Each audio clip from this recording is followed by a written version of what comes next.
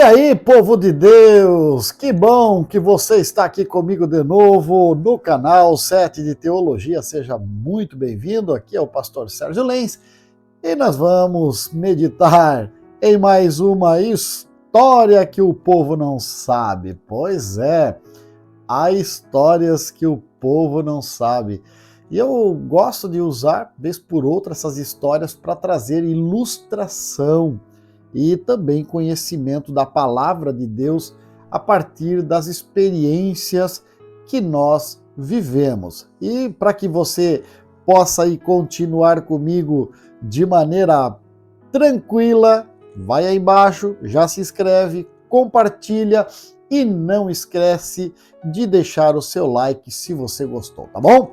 Bom, essa história é uma história que começa lá nos anos 90, mais propriamente dito por volta de 1997, quando eu estava passando por uma crise financeira. E quem nunca esteve passando por ela, né? Pois é, nesse período eu tinha um filho e já tinha 1 ano de idade, praticamente 1 ano, estava ali para completar 1 ano nessa época. Um Passat, pois é, tá aí na tela para você ver, um Passat preto LS 1981 a álcool. Se não bastasse ser problema, tinha que ser problema duplicado. Mas foi um carro que me serviu aí por 4 anos e poucas vezes me deixou na mão. E isso já é um lucro. Quem lembra dos carros carburados, dizer que um carro 4 anos poucas vezes deixou na mão é para se alegrar, né? Pois é, eu recebi, nessa época estava desempregado, já quase 1 ano desempregado e uma situação financeira totalmente precária. Estávamos, aliás, nós 3 desempregados em 96, mais propriamente dito na semana do dia 24 de abril de 96, numa segunda-feira. A minha empresa me chamou, eu trabalhava na empresa por nome Panatlântica Catarinense, filiado ao Grupo Limasa, e o gerente me chamou e disse: Sérgio, é assim, você é o único que a esposa trabalha da equipe aqui e nós precisamos diminuir o quadro por conta da crise e tem que ser uma pessoa do administrativo e uma de vendas. De vendas já se resolveram, e agora você, o do administrativo, é o único que a esposa trabalha e tem emprego, então você vai conseguir sustentar um pouco mais tempo. E por isso nós estamos desligando você e rescindindo seu contrato. Ok, segunda-feira, uma boa notícia já pela manhã. Fomos para casa. Quando foi na quarta-feira, eu acho, se não me engano, o meu filho estava para nascer, né? E a minha esposa chega no serviço, no seu trabalho, na Ambalite, extinta Ambalite, e recebeu a notícia de que os portões foram lacrados porque a empresa faliu, os diretores haviam se evadido e ficou tudo por assim, ninguém recebeu coisa alguma. Ato contínuo, 2 dias depois, na sexta-feira, meu filho resolve nascer. E aí, entramos numa nova semana, 3 desempregados dentro de casa. Tinha um dinheirinho, peguei um Fusca velho que eu tinha, aproveitei para trocar, pegar aquele Passat que estava bonitão. Mas depois de 6 meses o dinheiro começou a acabar. Joguei esse carro na estrada para ser o meu instrumento de vendas. Fui trabalhar com vendas de porta em porta, no caso, porta de supermercado, para vender condimentos. Na pronta entrega, 300 quilos de condimento dentro do carro, alho, cebola, cominho, pimenta, essas coisas todas. Então era um perfume maravilhoso dentro do carro. Mas depois de 4 ou 5 meses trabalhando com isso, descobrimos que a coisa realmente não ia dar certo.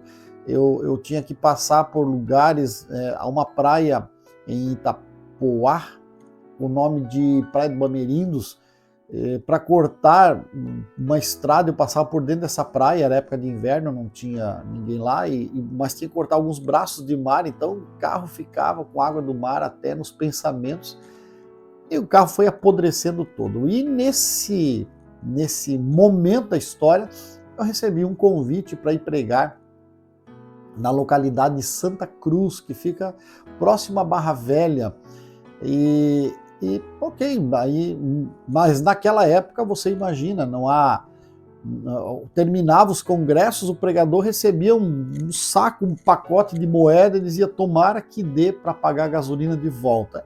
Era nesse sentido. E nós muito menos tínhamos dinheiro para nada, mas conversei com a minha irmã que tinha uma casa de praia na cidade de Itajuba, ali fronteira com Barra Velha, condomínio Pedras Negras, que você está vendo aí. Um local muito bonito, inclusive, diga-se de passagem.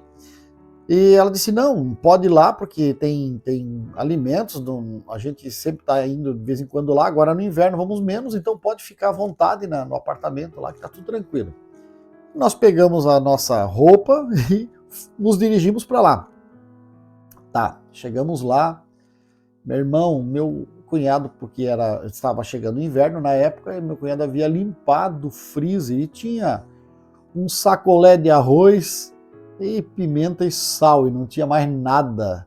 E a minha esposa olhou para mim e disse, mas o domingo sem uma maionese e uma carninha de folga é complicado, né? Disse, pois é, mas é o que tem para hoje, é arroz, sal e pimenta, e nós vamos agradecer a Deus, porque Ele é o Deus da provisão. E sábado à noite nos dirigimos para a congregação, eu preguei, enfim, era um congresso, se não me engano, é um congresso de jovens ou de senhoras, não me recordo bem. Acabou o culto, ganhamos lá um lanche que eles estavam servindo no final do culto para as pessoas que desejavam adquirir, nós ganhamos o lanche. Bom, a janta está garantida, vamos para casa. Chegamos em casa, mas ela ficou incomodada, amor, mas amanhã o que nós vamos comer? Comer só arroz e tal. Eu disse, não adianta, eu já pus um cheque para 70 dias de álcool no carro para a gente vir e voltar. É óbvio que eu não tenho dinheiro para mais nada. E cheque especial já estourado, como sempre, passei uns 20 anos com cheque especial devendo para o banco. E naquela época, então, estava horrível. Eu disse, o que nós vamos comer? Eu disse, olha, vamos fazer o seguinte, vamos exercitar a nossa fé. O texto de 1 Coríntios, no capítulo 10 e no versículo 13, diz, não vos sobreveio tentação que não fosse humana, mas Deus é fiel e não permitirá que sejais tentados além das vossas forças.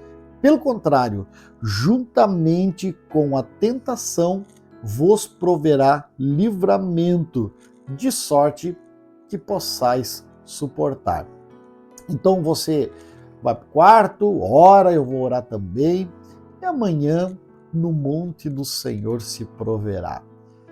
Dormimos, acordamos, talvez ali 7 ou 8 horas da manhã, era inverno, era frio, a praia estava vazia, e saímos para dar uma caminhada na praia, pelo menos um pouquinho para sentir o cheiro do mar, que é maravilhoso.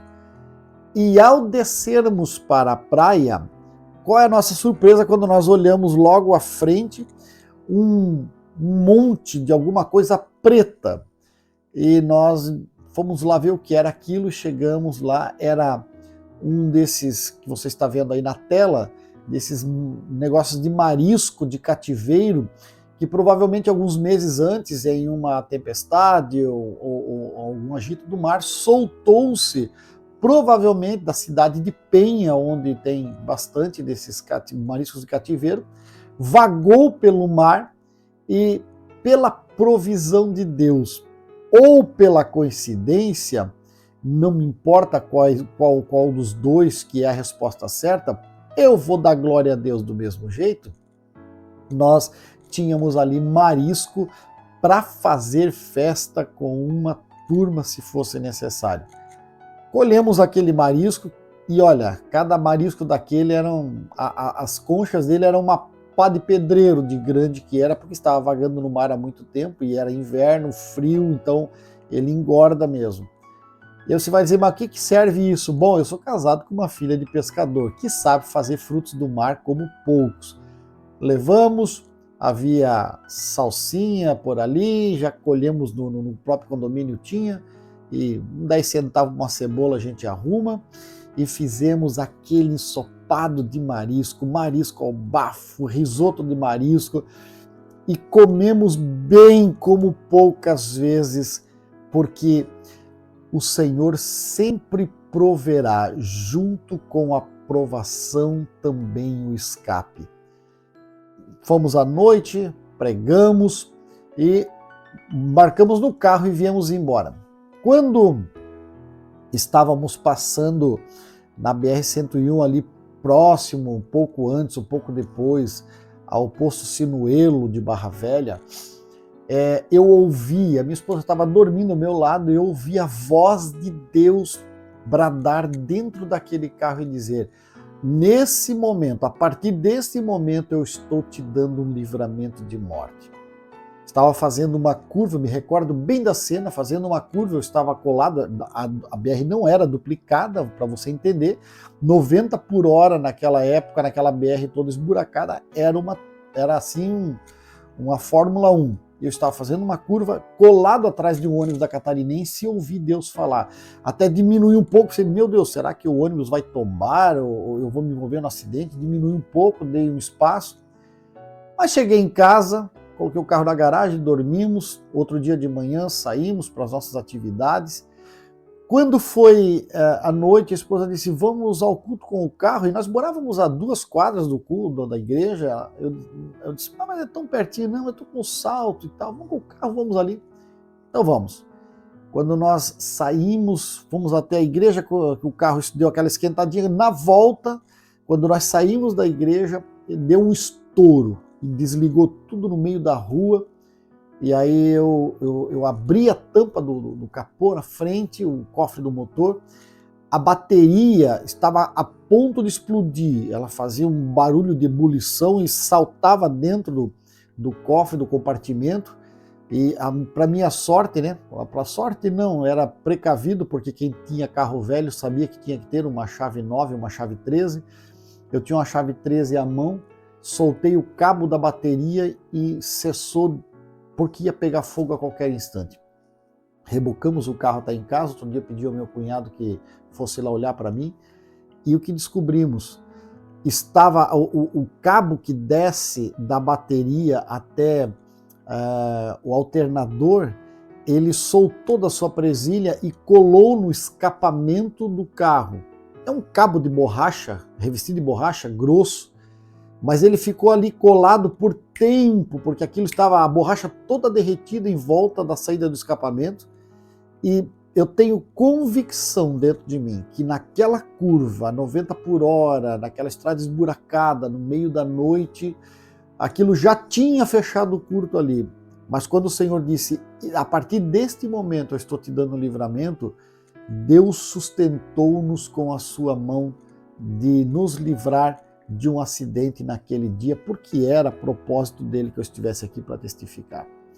Eu quero dizer para você com essa história, essas histórias que vivemos, que nós não podemos perder a esperança e a fé de crermos em um Deus que nos dá livramento, de um Deus que cuida dos mínimos detalhes das nossas vidas.